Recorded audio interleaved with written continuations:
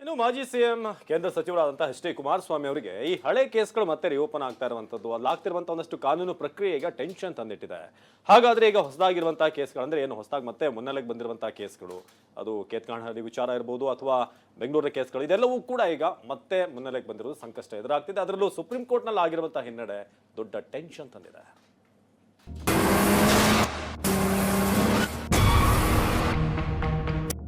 Supreme court ಅವರು ಬಹಳ ಸ್ಪಷ್ಟವಾಗಿ ಹೇಳಿದ್ದಾರೆ, ಚೀಫ್ ಮಿನಿಸ್ಟರ್ ಇದ್ದಾಗ ಅವರ ಆಫೀಸನ್ನ ದುರುಪಯೋಗ ಮಾಡ್ಕೊಂಡು ಅವರ ಲಾಭಕ್ಕೆ ಅವರು ಕುರ್ಚಿಯನ್ನ ಉಪಯೋಗ ಮಾಡ್ಕೊಂಡಿದ್ದಾರೆ ಅಂತ ಹೇಳಿದ್ದಾರೆ.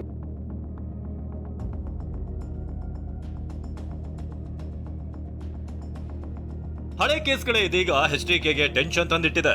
ಒಂದ್ ಕಡೆ ಹಲಗೆವಡರಹಳ್ಳಿ ಡಿನೋಟಿಫಿಕೇಶನ್ ಪ್ರಕರಣದಲ್ಲಿ ಕುಮಾರಸ್ವಾಮಿ ಅರ್ಜಿಯನ್ನ ಸುಪ್ರೀಂ ಕೋರ್ಟ್ ವಜಾ ಮಾಡಿದ್ರೆ, ಅಕ್ರಮ ಗಣಿಗಾರಿಕೆ ಕೇಸ್ನಲ್ಲಿ ಮತ್ತೆ ಲೋಕಾಯುಕ್ತ ಪ್ರಾಸಿಕ್ಯೂಷನ್ಗೆ ಅನುಮತಿ ಕೇಳಿದೆ.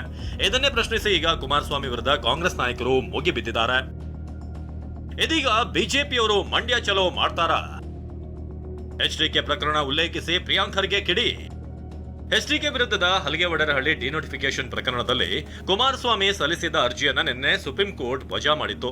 ಇದರ ಬಗ್ಗೆ ಮಾತನಾಡಿದ ಸಚಿವ ಪ್ರಿಯಾಂಕ್ ಖರ್ಗೆ, ಮುಡಾದಲ್ಲಿ ಮೈಸೂರು ಚಲೋ ಮಾಡಿದ್ರೆ ಈಗೇನೋ ಮಂಡ್ಯ ಚಲೋ ಮಾಡ್ತೀರಾ ಅಂತ ಟಾಂಗ್ ಕೊಟ್ರು.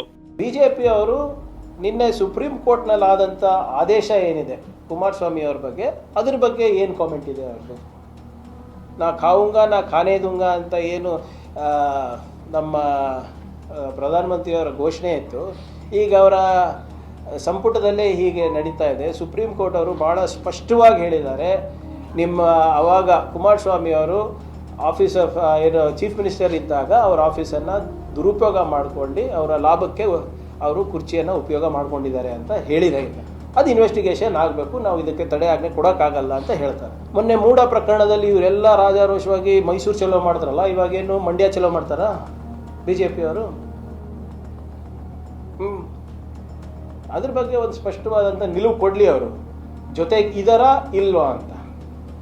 ಪ್ರಜ್ವಲ್ ಪ್ರಕರಣದಲ್ಲಿ ಗಪ್ಚುಪ್ಪಿದ್ರು, ಸೂರಜ್ ಪ್ರಕರಣದಲ್ಲಿ ಗಪ್ಚುಪ್ಪಿದ್ರು, ಈಗ ಸುಪ್ರೀಂ ಕೋರ್ಟ್ ಛೀಮಾರಿ ಹಾಕಿ ಕಳಿಸಿದಾರಲ್ಲ, ಇದ್ರ ಬಗ್ಗೆ ಏನು ಹೇಳ್ತಾರೆ ಬಿಜೆಪಿಯವರು? ಅಕ್ರಮ ಗಣಿಗಾರಿಕೆ ಕೇಸ್ ಎಚ್ಡಿಕೆಗೆ ಮತ್ತೆ ಟೆನ್ಷನ್. ಪ್ರಾಸಿಕ್ಯೂಷನ್ಗೆ ಅನುಮತಿ ಕೋರಿದ ಲೋಕ ಎಸ್ಐಟಿ. 7 ತಿಂಗಳ ಹಿಂದೆಯೇ ಅಕ್ರಮ ಗಣಿಗಾರಿಕೆ ಪ್ರಕರಣವನ್ನ ಲೋಕಾಯುಕ್ತ ವಿಶೇಷ ತನಿಖಾ ತಂಡ ಗಂಭೀರವಾಗಿ ತೆಗೆದುಕೊಂಡಿತ್ತು. ಪ್ರಾಸಿಕ್ಯೂಷನ್ಗೆ ಅನುಮತಿ ಕೊಡಿ ಅಂತ ರಾಜ್ಯಪಾಲರ ಕಚೇರಿ ಬಾಗಿಲು ತಟ್ಟಿತ್ತು. ಆದರೆ ಅವತ್ತು ರಾಜ್ಯಪಾಲ ತಾವರ್ ಚಂದ್ ಗೆಹ್ಲೋಟ್ ಕನ್ನಡದಿಂದ ಇಂಗ್ಲಿಷ್ಗೆ ಭಾಷಾಂತರ ಮಾಡಿಕೊಂಡು ಬರಲು ಸೂಚನೆ ಕೊಟ್ಟಿದ್ರು. ಗವರ್ನರ್ ಮಾತಿನಂತೆ ತನಿಖಾ ತಂಡ ಬರೋಬ್ಬರಿ 5,000 ಪುಟಗಳನ್ನ ಭಾಷಾಂತರ ಮಾಡಿದೆ. ಇದೀಗ ಮತ್ತೊಮ್ಮೆ ಅಂದ್ರೆ ಕಳೆದ ವಾರ ಪ್ರಾಸಿಕ್ಯೂಷನ್ಗೆ ಅನುಮತಿ ನೀಡುವಂತೆ ಲೋಕಾಯುಕ್ತ ಮನವಿ ಮಾಡಿದೆ. ಎಚ್ಡಿಕೆ ಬಳ್ಳಾರಿ ಜಿಲ್ಲೆಯ ಸಂಡೂರಿನಲ್ಲಿ ಗಣಿಗಾರಿಕೆಯೊಂದಕ್ಕೆ ಅನುಮತಿ ಕೊಟ್ಟಿದ್ರು ಎನ್ನಲಾಗಿತ್ತು. ಶ್ರೀ ಸಾಯಿ ವೆಂಕಟೇಶ್ವರ ಮಿನರಲ್ಸ್ ಕಂಪನಿಗೆ ಅರಣ್ಯ ಭೂಮಿಯ ಮಂಜೂರು ಮಾಡಿದರೆಂದು ಪ್ರಕರಣ ದಾಖಲಾಗಿತ್ತು. ಇದೀಗ 18 ವರ್ಷಗಳ ಬಳಿಕ ಹಳೆ ಪ್ರಕರಣ ಮತ್ತೆ ಓಪನ್ ಆಗಿದೆ. ದ್ವೇಷದ ರಾಜಕೀಯ ನಡೀತಿದೆ ಅಂತ ಕೇಂದ್ರ ಸಚಿವ ಪ್ರಹ್ಲಾದ್ ಜೋಶಿ ಆಕ್ರೋಶ ಹೊರಹಾಕಿದ್ದಾರೆ. ದೇಶದ ರಾಜಕಾರಣ ನಡೆದದೆ. ಕೇಸ್ ಕ್ಲೋಸ್ ಆಗಿದ್ದು ಹೊಸ ಕೇಸ್ ತೆಗೆಯುವಂಥ ಪ್ರಯತ್ನ. ಇವ್ರ ಬಗ್ಗೆ ಏನು ಹೇಳಿದ್ರೆ, ಯಡಿಯೂರಪ್ಪನವ್ರ ಪೋಕ್ಸೋ ಕೇಸ್ ಬಗ್ಗೆ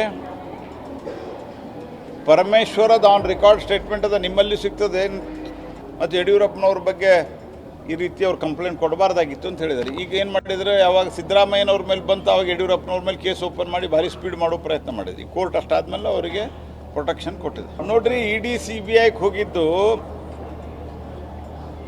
ಇಡಿ CBI ಇವತ್ತು ತನಿಖೆಯನ್ನು ಮಾಡ್ತಾ ಇದೆ. CBI ಮಾಡ್ತಾ ಇಲ್ಲ, CBI ಕೊಟ್ಟಿಲ್ಲ ಅವರು, ಯಾಕಂದ್ರೆ CBI ಕೊಟ್ಟರೆ ಹೋಗ್ತೀವಿ. ಇದು ಹಳೆ ಕೇಸ್ ಇದೆ. ನೀವ 2018ರಿಂದ ಒಟ್ಟಿಗೆ ಮಾಡಿದ್ರಲ್ಲ, ಮತ್ತು ಅವ್ರ ಮೇಲೆ ಅವಾಗಿತ್ತು, ಅವಾಗಿಂದ ಕೇಸ್ ಇದೆ. ಕುಮಾರಸ್ವಾಮಿ ಅವ್ರನ್ನ ಮನೆಯಾಗಿದ್ದವ್ರನ್ನ ಕರ್ಕೊಂಡೋಗಿ ಮುಖ್ಯಮಂತ್ರಿ ಮಾಡಿದರೆ ಈಗ ಅವ್ರ ಮೇಲೆ ಕೇಸ್ ಮಾಡ್ತೀರಿ, ಏನು ನಿಮ್ತಿದೆ? ಅದೇನೇ ಹೇಳಿ, ಕುಮಾರಸ್ವಾಮಿಗೆ ಇದೀಗ ಹಳೆ ಕೇಸ್ಗಳೇ ಟೆನ್ಷನ್ ತಂದಿವೆ. ಒಂದು ವೇಳೆ ಅಕ್ರಮ ಗಣಿಗಾರಿಕೆ ಕೇಸ್ನಲ್ಲಿ ರಾಜ್ಯಪಾಲರು ಪ್ರಾಸಿಕ್ಯೂಷನ್ಗೆ ಅನುಮತಿ ಕೊಟ್ಟರೆ ಮತ್ತಷ್ಟು ಟೆನ್ಷನ್ ಎದುರಾಗಲಿದೆ.